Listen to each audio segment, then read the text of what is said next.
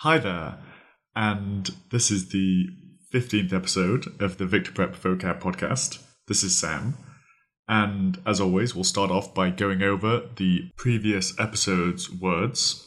They were placate, confound, peripatetic, and turgid. So I hope just by saying those, I've stirred up some memory, and it can't be that hard because it was only a few days ago, but let's go over them and remember what they meant. So, placate, that means to make someone who's angry or hostile less angry. So, you're trying to make someone calmer or more reasonable. Confound means to cause surprise or confusion, usually in a person, and especially by something happening that is counter to their expectations. Peripatetic means travelling from place to place. It's often used when referring to a person who lives or works in many different places, or who moves around throughout their life. Turgid means swollen, distended, congested. Think of a water balloon that's filled and about to burst. That is turgid. Our first new word is obstinate. Obstinate. That is spelled O-B-S-T-I-N-A-T-E. Obstinate. Now, to be obstinate is to be stubborn. It is refusing to change one's opinion or idea or your course of action, despite perhaps people trying to persuade you to do so. So, you can think of children often being obstinate. You're trying to persuade your child to go to school, but they've decided, I am not going to go to school, and no matter what you say, that child does not want to go to school, and they are not going to go to school. They are being obstinate. Some synonyms are stubborn, unyielding, inflexible, unbending, intransigent, intractable, mulish, bullheaded. Obstinate can also be used to describe a situation or a phenomenon. So you could say the country had an obstinate problem of unemployment. That meant that the problem of unemployment was very difficult to change. Often when I think of obstinate, I think of the word mulish, and you're trying to get a mule or a donkey of some kind to lead them along, and that donkey or mule is stubbornly refusing to move, and it's sort of shaking its head at you, and you're pulling at its leash or reins, and it's refusing to move. That is obstinate. Our second word is diaphanous. Diaphanous. That is spelled D-I-A-P-H-A-N-O-U-S. Diaphanous. Now, diaphanous is quite a poetic word, and you'll often find that word in poems in literature. And usually it's used to describe some sort of material or a fabric, especially clothing or curtains. And it means light, delicate, and translucent, which means you can see through it. So you might describe the princess's dress. She was wearing a diaphanous dress of pale gold. Now, diaphanous usually means partially see-through in some way. So some curtains may let the sunlight through in a delicate way, and that might be described as diaphanous. Some synonyms are fine, delicate, floaty, insubstantial, silken.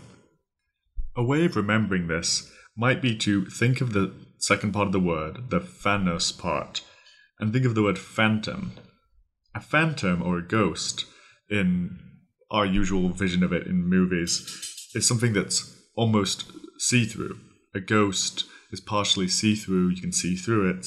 So if you think of a ghost or a phantom, it could be described as diaphanous.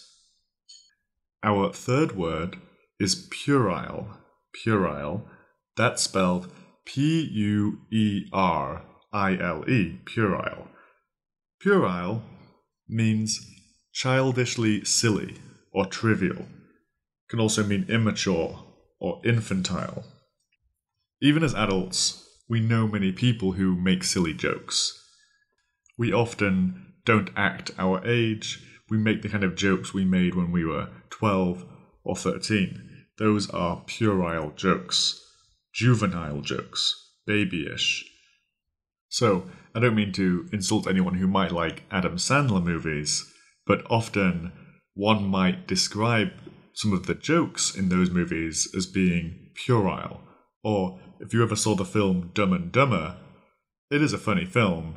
However, a lot of the humour is puerile. It's childish, it's silly, it's a little immature. But that's not to say it's a bad thing. As adults, it is good to remember what it was like to be a kid sometimes. So there's nothing bad about being a little silly sometimes. Synonyms, I've mentioned a few of them already. Childish, immature, infantile, juvenile, babyish. Our fourth word is précis. Précis.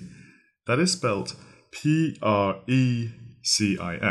Précis. But the reason it's pronounced précis is because the E actually has an E acute symbol from French, because it is originally a French word. A précis means a concise summary. So if you have some big speech or some big paper or big text, often there may be a précis which describes the text, a short summary. Some synonyms are digest, abstract, or condensation. You could remember précis by thinking how similar this is to the word precise. A précis gives a precise way of describing something, I suppose you could say. So, and they're only one letter different, right? Precise is just précis with an E on the end. And I think, I don't know this for sure, I haven't looked, but I'm fairly sure probably they're based on the same French word. In fact, I'm going to check that right now. So, yes, both words are from the same Middle French, précis, which is condensed or cut short, which comes from the Latin preciscus, precissus, from Latin praecisus, meaning abridged or cut off. So, précis, very similar to the word precise. A précis is a summary or abstract of a longer text or speech. Now it seems like a good time to remind you guys that if you're not doing it already, you really should be making up your own example sentences. And like I described before, please make them wild, please make them unusual, crazy, humorous, anything that really sparks your imagination. Because learning words, or really learning anything, is predicated on your ability to have an imagination. The better your imagination, the more crazy images you can conjure up, the better it will stick in your mind. This is guaranteed. This isn't something I made up. It helps a lot to think up some crazy, funny images, because the way our brain works and the way humans work is often tied to emotion. It's very hard to remember something we don't really care about. If you try and remember something that bores you, in a week or 2 weeks or a year, you won't remember what that means. So when you're making up your examples, make them something you care about, something that makes you smile or laugh, or even revolt in disgust, because any powerful emotion will stick to you. Everyone can remember the first time they were scared by something, or something they found hilarious, or something they found incredibly disgusting. Those things cling to our mind. We remember them very well. That's why it's so important that when you make your example sentences, make them things that move you. Now, as always, here are my test sentences.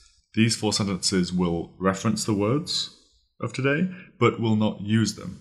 It's your job to think about what I'm talking about in the sentence and which word I'm referencing. After making up my mind to do something, it takes a lot to change my decision, sometimes to my detriment. Me and my old school friends often make extremely silly and immature jokes, often referencing times when we were teenagers together. The sun shone through the fine white shades and illuminated the empty room. Dust motes shone and gently drifted with the slight movements of air. I wrote a small summary of my speech to aid my memorization in preparation for the wedding day. So, those were our 4 words for today. I hope my explanations and descriptions have helped you. As always, feel free to email me with your feedback, positive or negative, to sam.fold@gmail.com. It's always welcome, and I will always reply back. Another point of business is that tomorrow, that is Sunday, I'm going away on a business trip to Texas for a few days. So I've recorded a few podcasts in advance. I'm also planning on taking my recording equipment to Texas. It's Austin I'm going to, by the way, to record in the hotel room, which might work or it might not, depending on how noisy the hotel room is. So I will try and do my best to noise-proof the room and then edit it as much as I can do so I get that noise out. Anyway, I'll finish up for now since I'm approaching 12 minutes already, but I will speak to you next time. Thank you very much, guys. Bye-bye.